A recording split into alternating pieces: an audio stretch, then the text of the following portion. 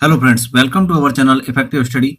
आज हम पार्टनरशिप को समझेंगे कि पार्टनरशिप को करने के क्या तरीके हैं और उसकी क्या ट्रिक्स हैं। सबसे पहले पार्टनरशिप या साझेदारी को समझ लेते हैं। वो क्या होता है? किसी बिजनेस में जब दो या दो से अधिक व्यक्ति आपस में कोलैबोरेट करते हैं, वो निवेश करते हैं कुछ पूंजी का और साथ ही साथ कुछ समय का निवेश जब करते हैं, तो हम उसको कहते हैं साझेदारी या पार्टनरशिप। जैसे कि मान लीजिए दो व्यक्ति हैं किसी बिजनेस में, एक ने 40 रुपए और दूसरे ने 60 रुपए निवेश किए, अर्थात कुल मिलाकर दोनों ने 100 रुपए निवेश किए। जब बिजनेस में कुछ समय के बाद, इसमें समय जो है वो हम कंसीडर करते हैं, फिलहाल मान लेते हैं कि समय जो है वो दोनों के लिए बराबर है। इसने 40 रुपए मान लीजिए 1 वर्ष के लिए निवेश किए और इसने भी 1 वर्ष के लिए निवेश किया। समय फिलहाल दोनों के लिए बराबर है, तो कुल मिलाकर 100 रुपए निवेश किए गए और बिजनेस के आखिर में उन्हें 120 रुपए उन्होंने टोटल कमाए, अर्थात 100 रुपए निवेश किए, 120 कमाए, तो वहां पर उनका लाभ हो गया, कुल लाभ 20 रुपए का। तो ये जो 20 रुपए का लाभ है वो दोनों में बटेगा। तो जिसने 40 रुपए, जिसने कम निवेश किया उसको कम मिलेगा, जिसने ज्यादा निवेश किया उसको ज्यादा मिलेगा। लेकिन किसको कितना मिलेगा ये कैसे डिसाइड करेंगे हम? तो वो डिपेंड करता है उनके निवेश पर। जिसने कम निवेश किया है उसको कम मिलेगा। तो 40 और 60 इन दोनों का अनुपात लेंगे, उनके निवेश का अनुपात, और उनके निवेश का अनुपात होगा यहां पर 2:3। 2 से काटेंगे इसको, 2:3 यहां पर आ जाएगा। तो 20 रुपए को 2:3 में, अर्थात अगर 5 रुपए, 2 और 3 5, अगर 5 रुपए कुल लाभ होता तो पहले को कितना मिलता? 2।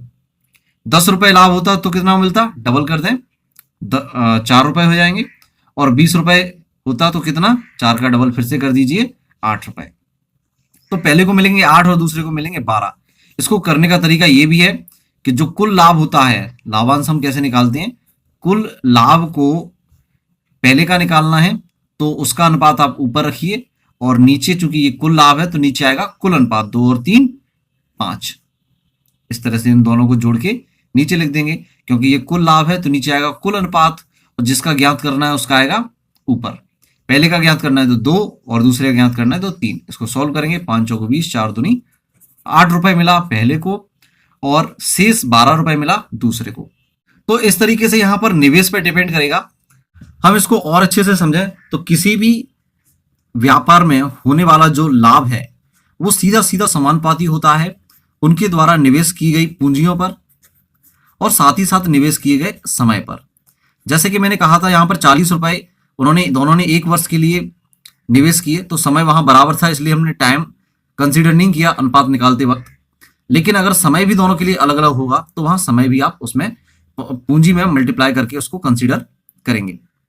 तो लाभ जो है वो पूंजी और समय के गुणनफल के समानुपाती होता है। इसको हम एक उदाहरण से समझेंगे। जैसे कि मान लीजिए यहां पर क्वेश्चन है, ए तथा बी ने क्रमशः 12,000 रुपए तथा 16,000 रुपए लगाकर व्यापार आरंभ किया तथा 8 माह बाद सी भी 15,000 रुपए लगाकर उसमें शामिल हो गया।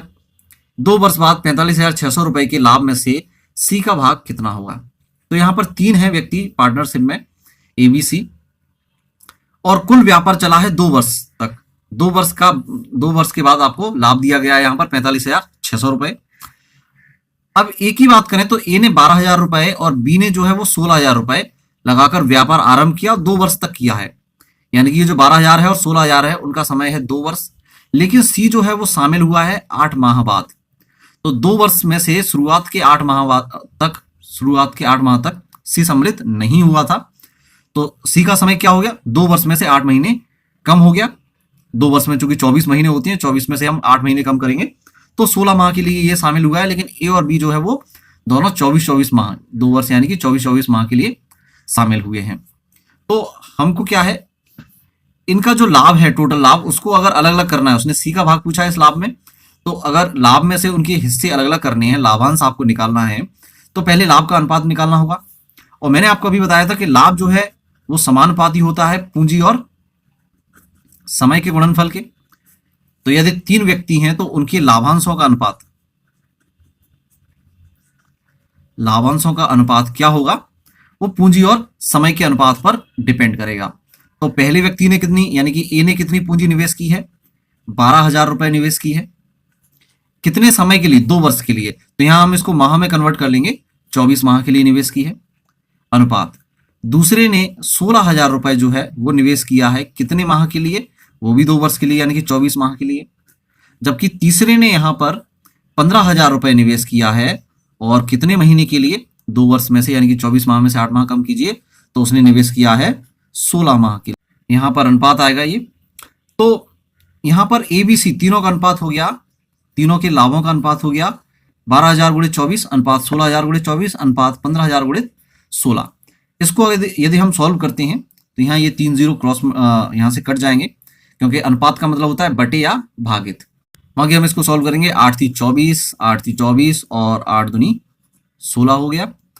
अभी 3 से कटेगा ये, 3 चौक 12, ये 3 गया, 5 15 हो गया, और आखिरी में 2 से और कटेगा, 2 8 और 2।